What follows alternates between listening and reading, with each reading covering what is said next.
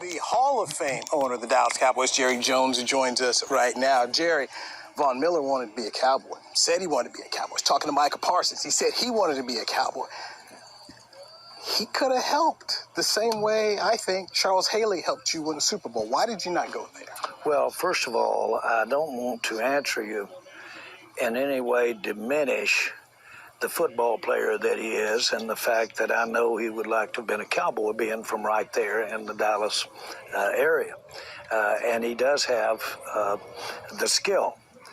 Right when I bought the Cowboys, I pulled up in a jet airplane with a media person aboard, and we'd gone back to my hometown, and my muddy 5-year-old Bronco pulled up to pick me up. And the guy said, "This doesn't make sense, the media. You're flying in a jet and you drive a 5-year-old muddy Bronco." And I said, "It's perfect sense. You can't have it all. If you want to drive a jet, you drive a 5-year-old muddy Bronco to get to drive the jet." We couldn't afford Von and the other parts of our team. Okay. You've got Dak Prescott, who you've invested a lot in. This is his 7th year with the Cowboys. You spoke before about... In other words, they don't want to waste that much money, guys. your love of Tony and not having that chance to get him that ring. How much do you want to get Dak that ring that you were not able to get for Tony? I'd say that's a great comparison and would feel the same way. Both of them extraordinary people, extraordinary talented. We missed real bad not getting in there with Romo. We had 3 or 4 real good chances. That's we can't true. let that happen with Dak. We just can't let it happen. And Hopefully so, not. Hell or high water, we've got to do our part to push it up there to where Dak can have that Super Bowl ring. And as we know, misplaced, I don't know about that, but you need that Super Bowl on your resume to really be a Hall of Fame quarterback, although I think Tony Romo is. This is the longest stretch in Cowboys history of this team not appearing in the Super Bowl. How personally do you take that, and what do you say to your fans? Well, first of all, I'm shocked. I go back and I look at the zigs and the zags, and it's inexplicable to me how we've managed to avoid, if you will, the Super Bowl, or the Super Bowl game, or if you will, the championship game. So I really don't have good answers for that. Now, the only thing I've ever been able to do when I don't have the answer or I want to change things is just put your head down and go harder. I know the one that has to change it, and that's me. It's always been the case and should be the case.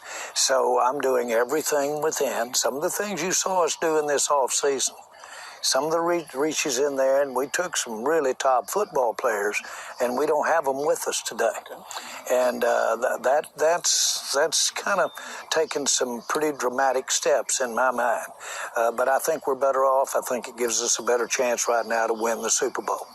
Stan Kroenke is someone you're close to. You helped him in his quest to move from St. Louis here to Los Angeles. You said before that the NFL had come to you about taking over the LA market, but you wanted to stay with the Cowboys. He wins it last year. Yep. Is there happiness? Is there like, doggone it, I wish it was me? How do you have that kind of friendship and just, take me inside of that relationship with you, saying he's won it and you're still trying to get that number 4 for That's a great question.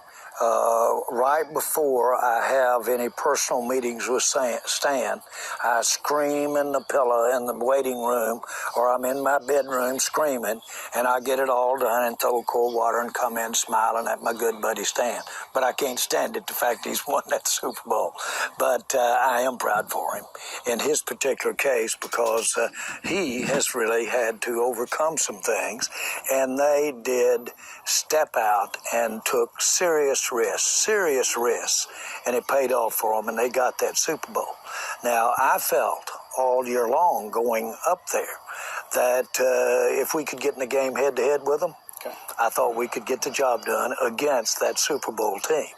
So I don't feel like that we were not trying to get there, and our way of doing it head to head could have gotten the job done. So somewhere in between there is not only the envy that I ought to have for him winning the Super Bowl, but respect for him having that success.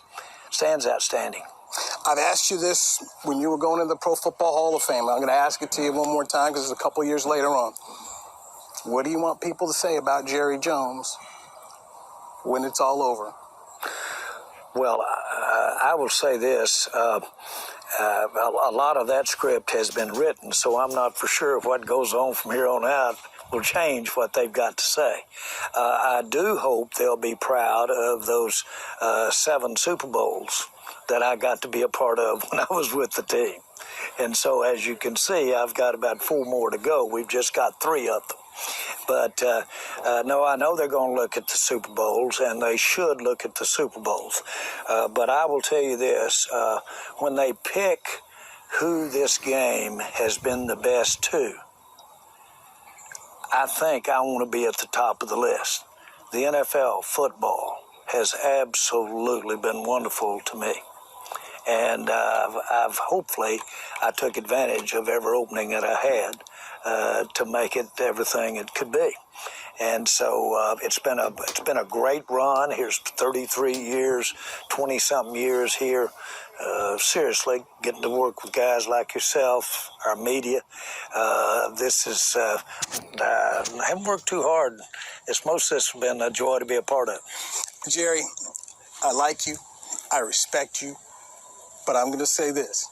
It seems very petty of what's going on between you and Jimmy from the standpoint that he's not in that Ring of Honor, because when you think about the Hall of Fame and you think about those championships, I'm just saying that's how it comes off to people.